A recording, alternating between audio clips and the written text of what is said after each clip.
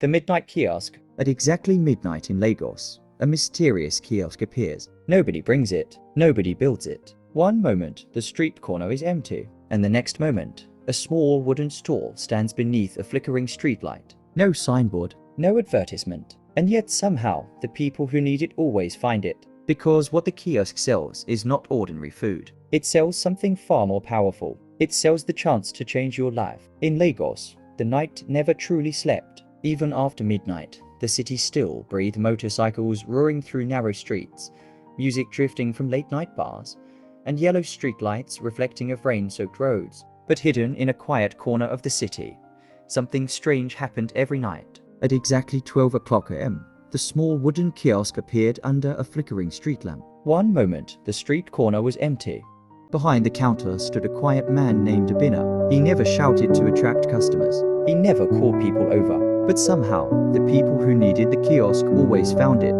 The first visitor. One rainy night, a young man named Tunda stood across the street staring at the glowing stall. His clothes were soaked, his shoulders sagged with exhaustion. The past year had been brutal. Job interviews that went nowhere, bills piling up, friends moving forward while he felt completely stuck. His phone buzzed again. Another rejection email. Tunda sighed and rubbed his face. That was when he noticed the kiosk. Steam rose from small pots on the counter, and the warm smell of spices drifted into the cold air. Curious, he walked closer. The man behind the counter looked up as if he had been expecting him. You look like someone who is afraid of knocking on the next door, Abina said calmly. Tunda frowned. How do you know that? Abina didn't answer. Instead, he picked up a small red pepper, wrapped it carefully in brown paper, and slid it across the counter. Courage pepper, he said. Tunda blinked. What is that supposed to do? Eat it when you face the door you're afraid of. Tunda almost laughed, but something about the man's quiet confidence made him pause. How much? He asked. Abina smiled gently. Tonight, it's free. Tunda hesitated. Then slowly, he took the pepper. A woman with regret. Later that same night, a yellow taxi pulled up near the kiosk. The driver stepped out, stretching her tired arms. Her name was Zainab. Driving through Lagos traffic all day could break anyone's spirit. But that wasn't what weighed on her tonight. She looked down at her phone again. A message from her younger sister. I know we fought, but I still miss you. They hadn't spoken in 3 years. The fight had been terrible. Words spoken in anger that neither of them could take back. Zainab sighed and leaned against her taxi. That's when she saw the glowing kiosk. She walked toward it slowly. Before she could even speak, Abina placed a warm golden pastry on the counter. Forgiveness pastry, he said. Zainab frowned. I didn't ask for anything. You didn't have to. She looked at the pastry carefully. What does it do? Abina's voice was calm. It reminds your heart what pride makes you forget. Zainab swallowed. Slowly, she took the pastry. A dreamer nobody saw. About an hour later, a young man approached the kiosk carrying a worn sketchbook. His name was Yusuf. His jacket was covered in paint stains, and charcoal smudged his fingers. He was an artist. At least, he hoped he was. For years, he had painted murals across the city, but nobody noticed. No galleries called. No buyers appeared. Sometimes he wondered if his dream was foolish. Then he saw the kiosk. Abina poured hot tea into a small glass cup. Luck tea, he said. Yusuf laughed softly. Luck? If luck existed, my life would look very different. Abina pushed the cup closer. Luck often waits for the brave. Yusuf stared at the tea. Then slowly, he drank it. If you're enjoying this story so far, don't forget to like the video and comment.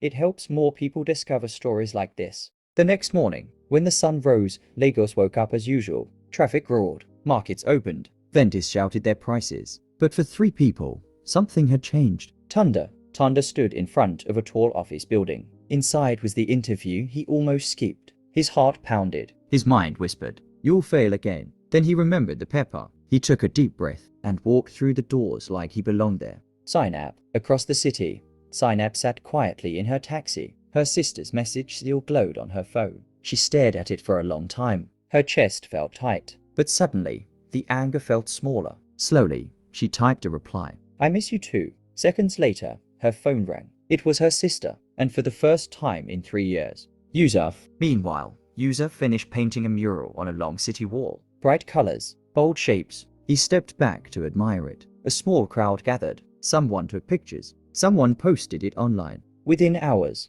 the mural began spreading across social media. For the first time, people noticed his work. Back at midnight, that night, rain returned to the city. And at exactly 12 o'clock a.m., the kiosk appeared again beneath the flickering street lamp. Abina calmly wiped the counter as if nothing unusual had happened. A passerby stopped and asked curiously, "Why do people come here?" Abina smiled softly. "They don't come for magic," he said. "They come when they're finally ready to change." And somewhere in the city, Tunda started his new job. Zainab hugged her sister after years apart. Yusuf painted the biggest mural of his life, but the Midnight Kiosk still waits for the next person brave enough to stop. Now, tell me honestly, if the Midnight Kiosk appeared in front of you tonight, what would you choose? Courage pepper, forgiveness pastry, luck tea? Comment your choice below.